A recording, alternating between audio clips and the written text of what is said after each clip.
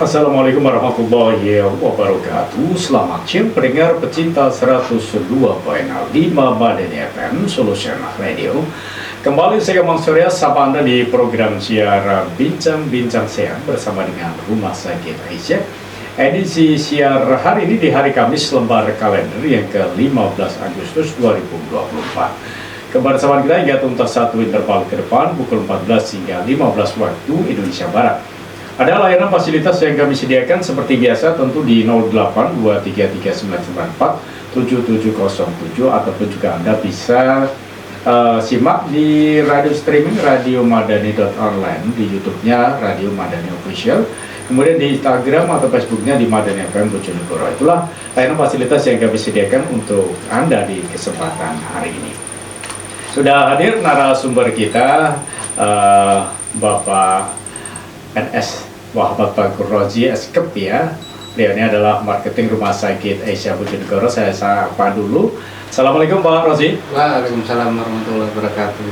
Alhamdulillah Pak Rozi hadir di kesempatan hari ini dalam keadaan sehat Pak Rozi ya. Alhamdulillah sehat Pak Umang. Ya, namanya di tengah kesibukan sering ada melalang buana di luar kota namanya. Iya betul, karena marketing ya. Begitu ya. Ada namanya program safari marketing di kami. Oh gitu ya. Jadi selain menerima tamu, kami juga safari ke rekanan-rekanan begitu Pak Umang. Oke, baik.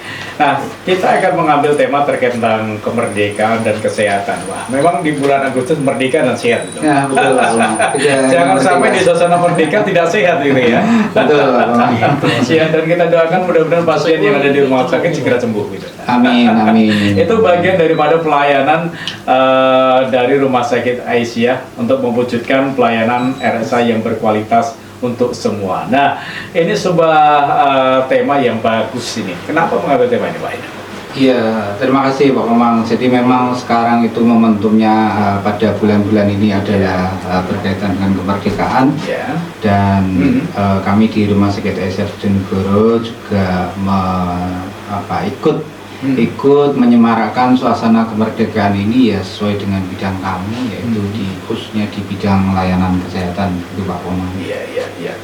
Oke, baik. Ini bagian daripada upaya dari Rumah Sakit Aisyah untuk mewujudkan pelayanan yang berkualitas. Nah, mungkin kalau boleh tahu apa Pak sebenarnya visi dan misi Rumah Sakit Aisyah ini untuk meningkatkan pelayanan yang berkualitas untuk semua warga, masyarakat atau pasien di rumah sakit ini ya?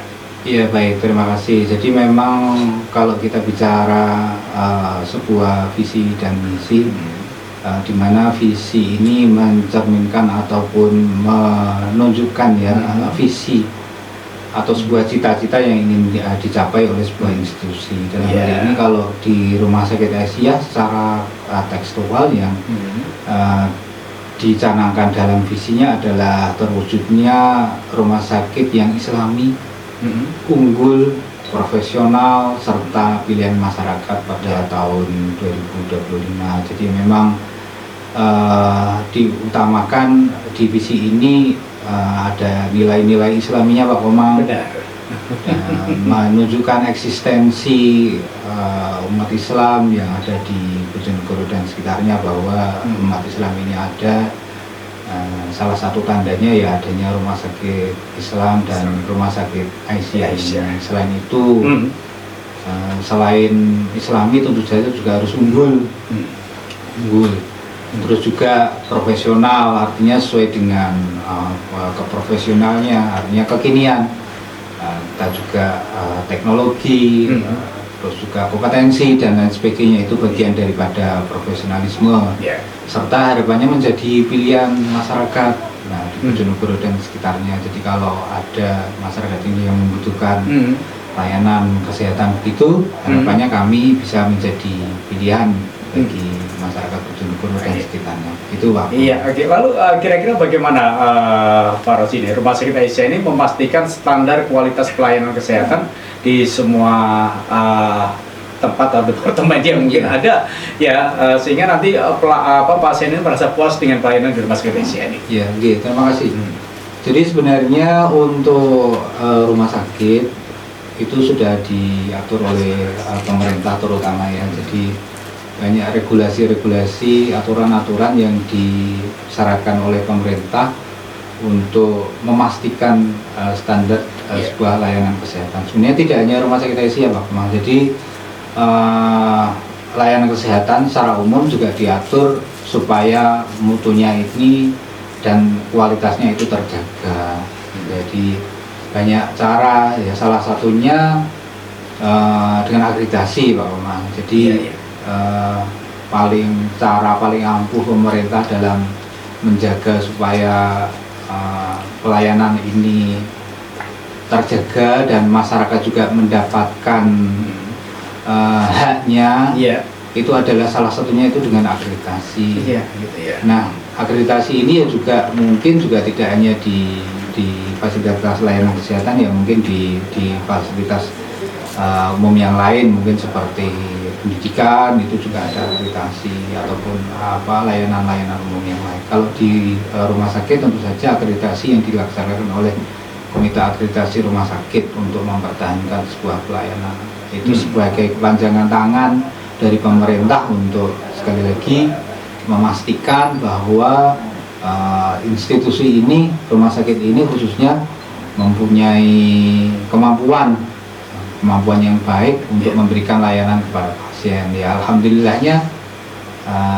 sudah beberapa kali akreditasi kami Rumah Sakit ASI Bojonegoro mendapatkan predikat paripurna. Luar biasa. Jadi ini predikat tertinggi ya dari Komisi Akreditasi Rumah Sakit yang ada di Indonesia.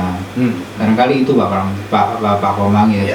Salah satunya adalah dengan akreditasi. Ya, untuk meningkatkan mutu pelayanan, apakah selama ini ada pelatihan dan pengembangan yang diberikan kepada staf medis dan non medis ya, sehingga nanti masyarakat itu bisa merasa puas ketika dirawat, atau pasien ini merasa puas ketika dirawat di rumah sakit, bukan hanya pasien tetapi juga mungkin anggota keluarga yang ke sana ini ya. Iya, baik. Sebenarnya pelatihan untuk staf ya, ataupun seluruh tugas yang ada di rumah sakit itu juga sudah diatur di akreditasi. Namun perlu kami sampaikan juga untuk pelatihan dan pengembangan staf tentu saja sesuai dengan bidangnya masing-masing. Jadi pelatihan itu ada yang bersifat khusus, juga ada yang bersifat umum. Kalau yang bersifat khusus ya seperti yang saya sampaikan tadi, sesuai dengan profesi masing-masing ya.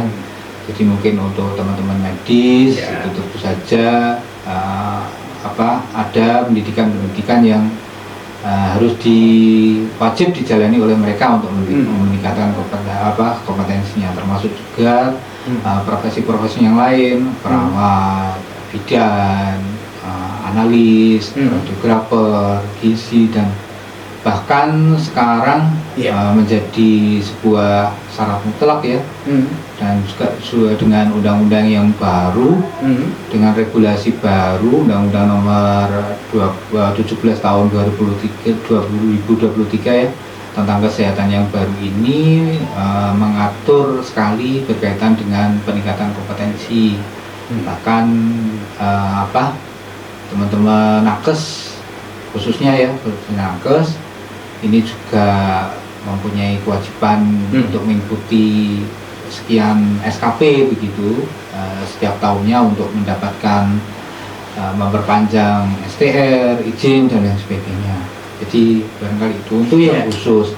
Kalau yang umum ya kami di Rumah Sakit ASI Bojonegoro ada pelatihan-pelatihan yang bersifat umum, seperti mungkin yang wajib diikuti oleh seluruh karyawan, seperti pelatihan customer care ya. Jadi dari pucuk pimpinan sampai dengan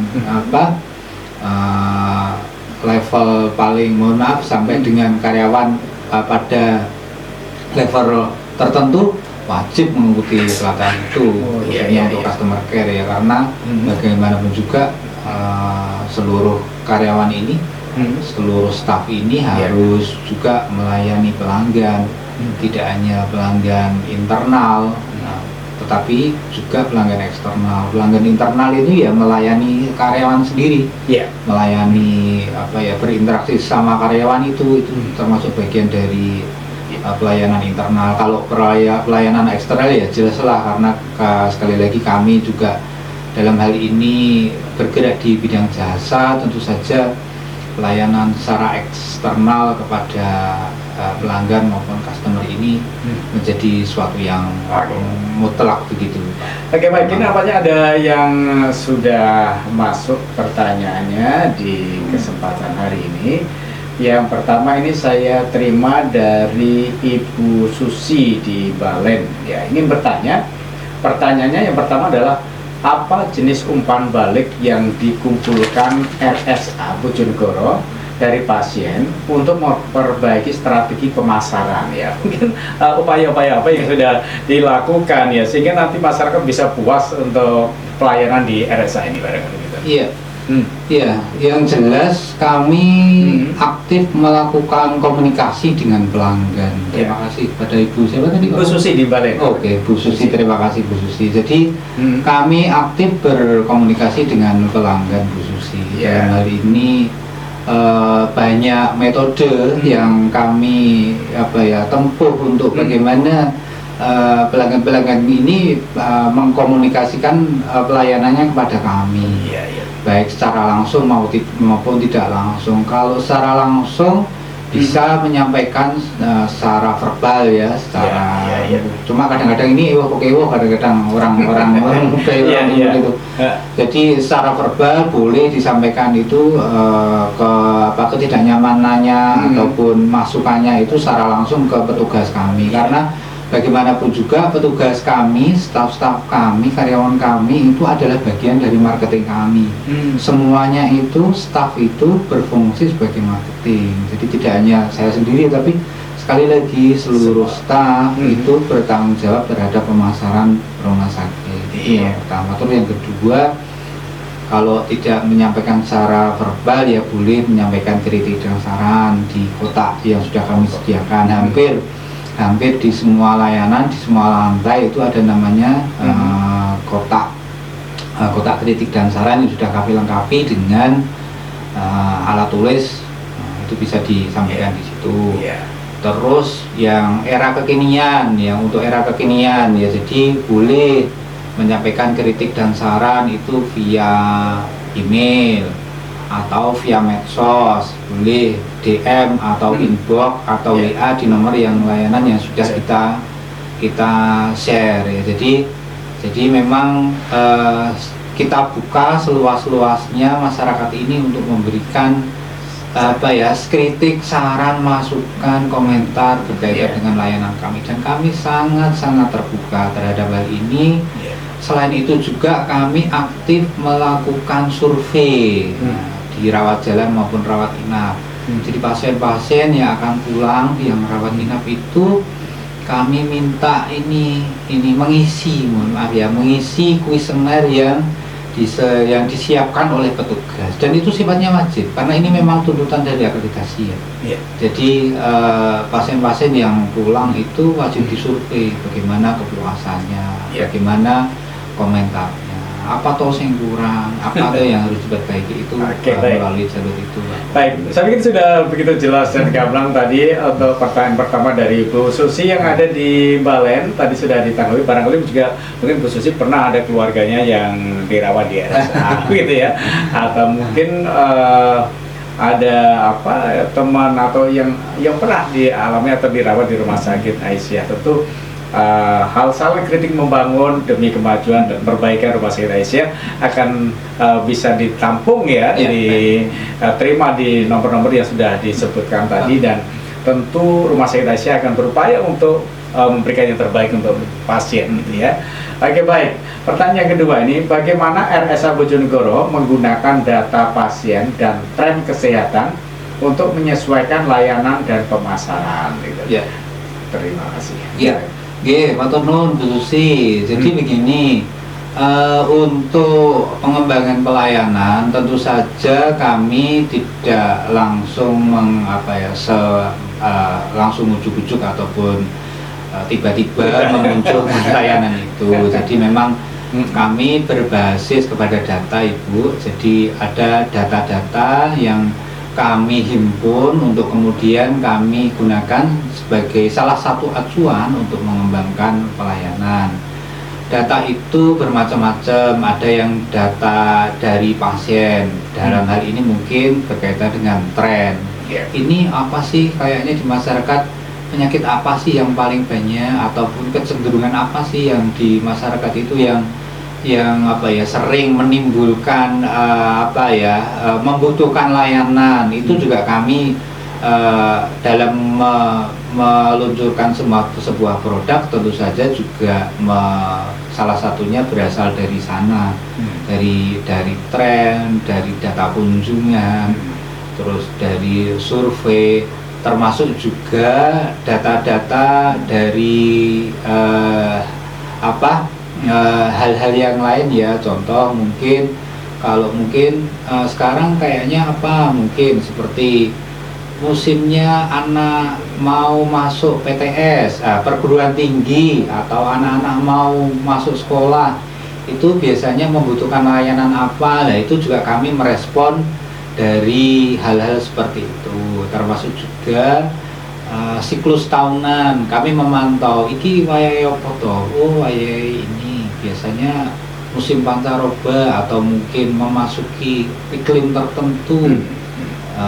Musim tertentu, musim hujan, tentu saja terkadang itu musim ataupun cuaca itu berdampak terhadap kecenderungan kesehatan masyarakat tertentu. Contoh mungkin musim hujan identik dengan demam berdarah, atau mungkin musim anak sekolah membutuhkan layanan tes kesehatan jiwa, tes narkoba, dan lain sebagainya. Barangkali itu, Bu. Jadi banyak data yang kami gunakan untuk mengembangkan pelayanan di kami. Satu lagi Pak Komang yang saya hampir lupa. Jadi balik lagi ke tadi yang awal, bahwa kami dalam pemasaran, terutama dalam keluhan menganggap masyarakat yang memberikan kritik, memberikan komplain itu bukan sebagai sesuatu yang perlu dimusuhi. Bahkan kami sekali lagi kebanyakan begitu. Sangat berterima kasih terhadap masyarakat yang mohon maaf berani, ya tanda kutip itu berani, karena orang Jawa itu tipikalnya itu kalau ada yang nggak pas itu sok-sok dipendem begitu. Tetapi bagi masyarakat yang sudah rela menyampaikan keluhannya kepada kami justru malah mengapresiasi. Dan mohon maaf, ini beberapa pelanggan yang memberikan kritik dan masukan itu, mohon maaf, justru malah kami kirimi, mohon maaf, hadiah Pak Komang, meskipun nilainya tidak besar ya. Begitu ya. Nilainya tidak besar. Jadi kami berusaha berterima kasih kepada pelanggan yang sudah menyampaikan kritiknya ini dengan memberikan sedikit cenderamata ya, mungkin semacam gimmick ataupun seperti itulah, gantungan kunci atau semisalnya, sebagai upaya kami berterima kasih kepada pelanggan. Oke, baik. Terima kasih tadi Bu Susi, 2 pertanyaan sudah dijawab Pak Rosi yang hadir sebagai narasumber di kesempatan hari ini. Berikutnya juga saya terima dari Husna dari Husna mau bertanya. Ini pertanyaan yang pertama dari Husna, apa pendekatan Rumah Sakit Aisyah Bojonegoro dalam memberikan edukasi kepada pasien mengenai penyakit mereka dan perawatan yang diperlukan Kira-kira edukasinya seperti apa ini Pak? Terima kasih Mbak Husna Mbak Husna, terima kasih sudah menyampaikan pertanyaannya. Jadi memang edukasi kepada pasien itu juga sebagai sebuah kewajiban, karena itu juga distandarkan di akreditasi rumah sakit. Kami dalam memberikan edukasi kepada pasien tentu saja dengan strategi yang tertentu artinya sesuai dengan tentu saja pemahaman pasien itu juga harus dilihat ya. Mungkin ya dari bahasanya, karena memang di standar akreditasi ketika menyampaikan edukasi, menyampaikan pemahaman pada pasien harus sesuai dengan bahasa yang dimengerti. Ya, ini yang sebuah tantangan bagi kami, karena sekali lagi masyarakat ini bervariasi, bahkan bahasa ini ya, pemahaman terkait dengan bahasa ini kami dituntut memahamkan pasien sampai dengan dia mengerti, tentu saja dengan bahasa yang dipahami pasien. Kalau memang dia itu dengan kemampuannya itu bahasa Jawa, ya kita harus menyesuaikan dengan bahasa Jawa. Kalau dia itu orang-orang nasional juga harus dengan bahasa Indonesia. Bahkan kalau kita juga siapkan, kalau dia itu memang warga negara warga asing ya, warga asing yang berbahasa Inggris, kami juga sudah siapkan Bu Mbak Husna terjemahnya ya, termasuk bahasa Arab kami juga sudah siapkan. Artinya bahasa-bahasa yang common, bahasa-bahasa yang sering muncul di Bojonegoro ya kan, bahasa-bahasa itu toh, bahasa Jawa, bahasa Indonesia, bahasa Inggris itu kan ya terkadang itu juga ada pasien-pasien yang dari ekspatriat itu juga ada, itu juga kami siapkan. Jadi begitu, termasuk juga ini selain bahasa ya konteks kedaerahan ya, konteks kedaerahan. Kalau bahasa kerennya ya local wisdom itu juga harus kita perhatikan. Kita berhadapan dengan siapa toh? Itu juga harus kita perhatikan, bagaimana kita memahamkan pasien dengan beraneka ragam. Jadi kadang-kadang tidak bisa digebiahuyah dengan bahasa Indonesia atau bahkan yang kadang-kadang itu bahasa medis ya. Mohon maaf ya. Jadi kadang-kadang kita juga harus pahamkan kepada pelaksana kita, profesional kita, bahwa kita dalam menjelaskan ke pasien itu sesuai dengan konteks kelokalan, dengan tidak mengurangi esensi daripada maksud daripada penyakit ataupun hal-hal yang dituju oleh profesi tertentu. Baik, terima kasih untuk pertanyaan pertama sudah dijawab tadi untuk Mbak Husna. Berikutnya masih dari Mbak Husna, bagaimana Rumah Sakit Aisyah Bojonegoro ini menangani kasus darurat dan memastikan pasien mendapatkan perawatan segera? Ini penting ini. Terima kasih ini Mbak Husna. Jadi begini, jadi kan di rumah sakit itu ada namanya layanan darurat dan non darurat. Kalau yang darurat tentu saja nanti larinya ke IGD ya, berkaitan dengan kedaruratan medis. Kalau non darurat nanti bisa ke klinik sesuai dengan kekhususannya ataupun keluhannya atau penyakitnya. Nah, ini yang perlu kami sampaikan, khususnya untuk di IGD perlu pendengar ketahui bahwa memang di IGD ini khususnya menangani khususnya kedaruratan. Jadi perlu dipahami bahwa ketika ada di IGD itu yang menjadi prioritas itu adalah yang darurat. Gawat darurat. Bukan sopo sing teko dhisik ya. Jadi ada batasan begitu. Betul. Jadi ada warna. Betul, ada triase namanya ya, merah, kuning, hijau dan lain sebagainya sesuai dengan kedaruratannya. Jadi terima kasih sekali lagi sudah menyampaikan pertanyaan ini, karena bisa jadi khususnya di pelayanan IGD ini masyarakat bisa jadi kurang paham juga khawatirnya kurang paham sehingga menimbulkan persepsi negatif. Contoh, aku kan wis teko dhisik tapi kok sing didhisikno sing dilayani itu lah, itu yang menjadi kekhawatiran. Karena memang sekali lagi prioritas di IGD ini adalah prioritas kedaruratan. Artinya mana yang mengancam nyawa dulu, yang bisa diselamatkan, itu yang diprioritaskan oleh teman-teman di layanan. Jadi mohon maaf, bukan mengesampingkan siapa yang duluan datang bukan, tetapi memang sekali lagi kalau judulnya di emergency di GD itu siapa pasien-pasien yang mengancam nyawa itu yang akan didahulukan oleh petugas-petugas kami. Ini tentu sebuah hal yang perlu diketahui oleh pasien, masyarakat umumnya, dan mungkin siaran ini bagian daripada untuk mempromosikan atau menjelaskan kepada masyarakat. Oke, baik. Yang ketiga masih dari Mbak Husna.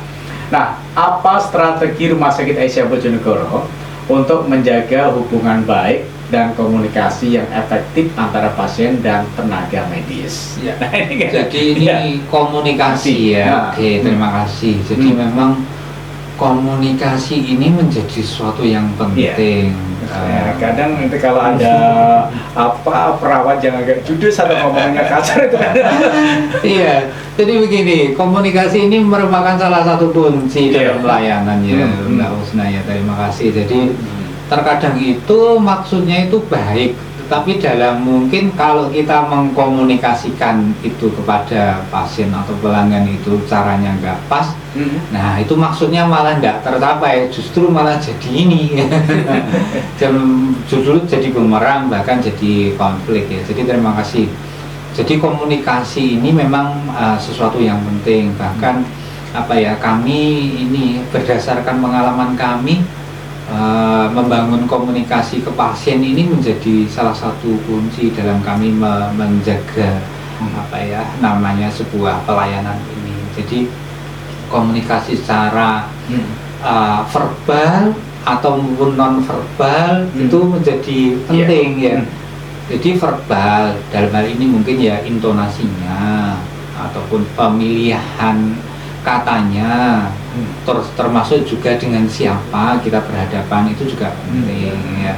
Terus juga yang tidak kalah penting ini komunikasi non verbal juga Pak Omang. Jadi bahasa tubuh ataupun bahasa body language ya, bahasa kerennya itu menjadi sesuatu yang penting. Nek wong Jawa ki yo perilaku atau bahasa tubuh tertentu itu kadang-kadang itu menimbulkan persepsi negatif ya. Dalam hal ini ya mungkin body language ini perlu ditata ya. Sing sering itu serengkat-serengkot ya. Sosok serengkat-serengkot itu kan kadang-kadang ini ya yang menjadikan pasien itu pelanggan itu kadang-kadang itu tidak respect ya, tidak menerima apa yang kita jelaskan. Jadi memang sekali lagi penting komunikasi secara verbal maupun secara non verbal itu Pak Komang ya, yang harus dijaga dan ditata oleh teman-teman di pelayanan. Kami beberapa kali mengadakan pelatihan ya kepada teman-teman di Rumah Sakit Aisyah. Bahkan kami juga mengundang pemateri dari eksternal ya untuk menjaga supaya komunikasi ini berlangsung dengan baik ya, baik komunikasi verbal maupun komunikasi non verbal. Oke, baik, menarik sekali, dan nanti kita akan lanjutkan, masih ada beberapa pertanyaan yang masuk ya. Tidak terasa sudah hampir setengah jam ini kita berbincang, dan nanti kita akan lanjutkan tetap di 102.5 Madani FM Solution Radio. Baik, Insan Madani dimanapun Anda kembali masih dari jantung kota Bojonegoro, Jalan Tauku Umar 48 di program siaran Bincang Sehat bersama dengan Rumah Sakit Aisyah. Temanya adalah kemerdekaan dan kesehatan ya.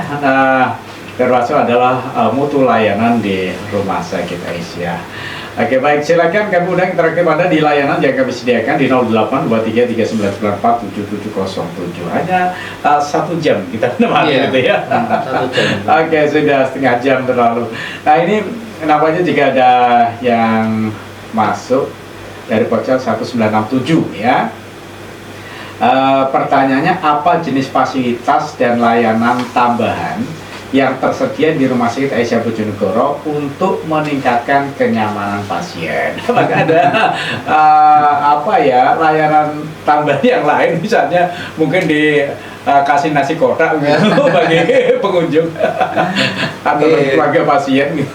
Ya, terima kasih. Jadi memang harapannya pelanggan-pelanggan atau pasien-pasien yang di Rumah Sakit Aisyah itu mendapatkan kenyamanan, Pak Komang. Tidak hanya pasien sebenarnya ya, utamanya sih pasien ya memang harus mendapatkan kenyamanan ataupun layanan yang lain. Termasuk juga dalam hal ini adalah penunggunya ataupun keluarganya. Jadi memang segmentasi yang mengakses layanan kami itu selain pasien tentu saja juga di luar pasien seperti ya keluarga pasien, terus juga mungkin mitra-mitra kami, mitra kerjasama itu juga salah satu bagian juga dari pelayanan kami untuk meningkatkannya. Kalau bicara masalah apa sih sing ini ya kira-kira nilai tambahnya ya yang bisa kami sampaikan kepada pendengar ya, kalau di kami karena gedung kami ini bertingkat ya, para pendengar sekalian, layanan mungkin nilai tambahnya di kami itu yang pertama mungkin ya lift ya. Lift ya. Lift itu mungkin kalau menjadi kami anggap sebagai nilai tambah ya di kami supaya mungkin pelanggan-pelanggan kami kalau mungkin harus mengakses ke lantai atas itu bisa memanfaatkan lift. Tapi kadang juga ada yang keluarga pasien itu tidak tahan di lift gitu. Tapi malam liur. Ya ada beberapa pelanggan yang nek numpak lift ini kayak orang mabuk gitu, kayak mabuk perjalanan begitu. Ada yang menyampaikan seperti itu juga. Tapi memang karena sekali lagi yang mengakses rumah sakit itu kan rata-rata karena orang sakit ya Pak. Jadi lift itu menjadi sesuatu yang utama ya, karena kondisinya rata-rata kondisi sakit, beda dengan hotel loh ya. Kalau hotel itu kan ya mesti wongnya ayu-ayu, cakep-cakep, terus kondisinya juga fit, sehat-sehat begitu. Kalau rumah sakit ya mengakses itu rata-rata karena pada kondisi sakit, tentu saja lift itu menjadi sesuatu yang penting, termasuk juga fasilitas yang lain ya. Mungkin kalau di tempat ruang tunggu itu kami juga menyediakan di beberapa titik, khususnya di ICU, di ruang neonatus, itu juga kami sediakan ruang tunggu. Di depan kamar operasi itu juga kami sediakan ruang tunggu, termasuk juga fasilitas yang lain ya, termasuk parkiran yang memadai ya harapannya, karena memang parkiran ini cukup pelik ya permasalahan perparkiran ini. Kami berusaha setiap tahun itu menambah lahan.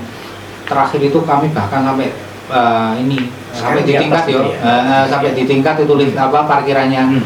Itu juga salah satu upaya kami untuk menjaga supaya pelanggan-pelanggan ini juga nyaman dalam mengakses kami. Termasuk juga kami sediakan untuk tempat beribadah ya, masjid yang representatif, di masjid yang nyaman di belakang, itu juga salah satu upaya kami menjaga kenyamanan pelanggan. Baik, terima kasih. Tadi pertanyaan dari ponsel ya. Berikutnya ini masih dari penanya yang sama, namanya bagaimana Rumah Sakit Aisyah Bojonegoro ini berkoordinasi dengan dokter spesialis lain untuk memberikan perawatan komprehensif kepada pasien ya. Apakah gitu ya? Iya, terima kasih. Jadi ini koordinasi dan komunikasi jadi memang secara regulasi sudah diatur di undang-undang kita yang terbaru, maupun dengan standar akreditasi rumah sakit untuk para nakes ini, para profesional ini dalam memberikan asuhan itu terkoordinasi.